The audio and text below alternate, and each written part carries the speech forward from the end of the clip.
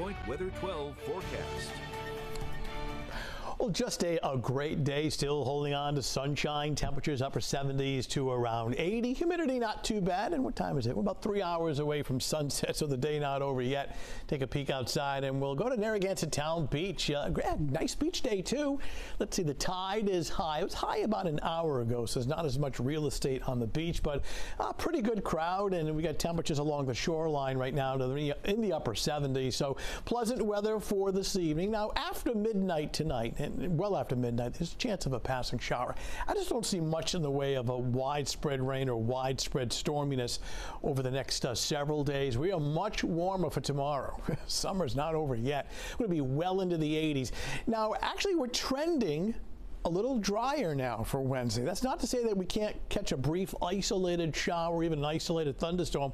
I just think there will be many, many hours tomorrow where it's mainly dry and warm. So a bit of good news there, but we'll keep an eye to the sky. Then cooler weather returns by Thursday and on into Friday. Average high temp for this time of year is about 80. We were close to that today, but well above average. I mean, mid to upper 80s tomorrow afternoon and humid. Then notice the cool down by Thursday and Friday, though both of those days will be on the dry side. Quiet across New England with lots of sunshine. Our next weather system, we're tracking a front across the upper Great Lakes, the upper Midwest. Out ahead of this front, the air is actually hot and humid. This front will cross our area tomorrow afternoon. It'll cause a wind shift and it may spark an isolated shower, if that. But again, we don't see really much in the way of widespread rain. Out ahead of this front, some of this darker green indicating higher dew points and higher humidity. That's on the way.